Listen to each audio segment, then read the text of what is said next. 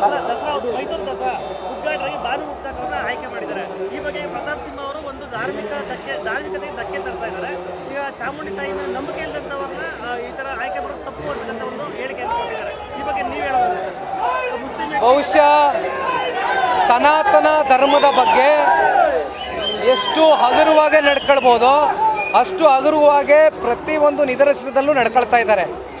ಧರ್ಮಸ್ಥಳ ವಿಚಾರದಲ್ಲಿ ಆ ಪುಣ್ಯ ಕ್ಷೇತ್ರದಲ್ಲಿ ಬಹುಶಃ ಇವತ್ತೇನು ಇಡೀ ದೇಶ ವ್ಯಾಪ್ತಿ ಅಷ್ಟೇ ಅಲ್ಲ, ಇಡೀ ವಿಶ್ವದಿಂದನೂ ಕೂಡ ಸಾಕಷ್ಟು ಭಕ್ತಾದಿಗಳು ಧರ್ಮಸ್ಥಳ ಮಂಜುನಾಥನ ಬಗ್ಗೆ ವಿಶೇಷವಾದಂಥ ಒಂದು ಪ್ರಾರ್ಥನೆಯನ್ನು ಸಲ್ಲಿಸ್ತಕ್ಕಂಥದ್ದಕ್ಕೆ ಪ್ರತಿ ವರ್ಷ ಬರ್ತಕ್ಕಂಥದ್ದು ನಾವು ನೋಡಿದ್ದೇವೆ. ಅದರಲ್ಲಿ ನಾನು ಕೂಡ ಒಬ್ಬ.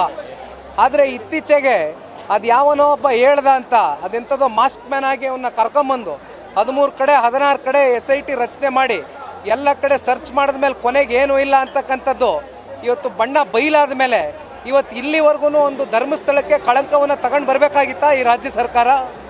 ಯಾರೋ ಒಬ್ಬ ಹೇಳಿದ ಮಾತ್ರಕ್ಕೆ ಇವತ್ತು ಇಡೀ ಸ್ತ್ರೀ ಕ್ಷೇತ್ರದ ಬಗ್ಗೆ ಒಂದು ಅನುಮಾನ ಕಾಡ್ತಕ್ಕಂಥ ನಿಟ್ಟಿನಲ್ಲಿ ಇವತ್ತು ರಾಜ್ಯದ ಜನತೆಯಲ್ಲೂ ಕೂಡ ಒಂದು ರೀತಿ ಅನುಮಾನಕ್ಕೆ ಒಂದು ಎಡೆ ಮಾಡಿಕೊಟ್ಟಂಥವ್ರು ಯಾರು?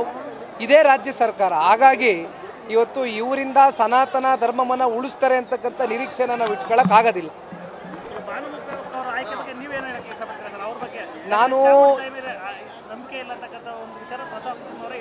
ನಾನು ಗುರುವಾರದ ದಿನ ಬೆಂಗಳೂರಿನಲ್ಲೂ ಪ್ರೆಸ್ ಮೀಟ್ ಕರೆದಿದ್ದೇನೆ. ಇನ್ನೊಂದು ವಿಚಾರ ಇದೆ, ಈ ವಿಚಾರವಾಗೂ ಸವಿಸ್ತರವಾಗಿ ಮಾತಾಡ್ತೇನೆ. Thank you.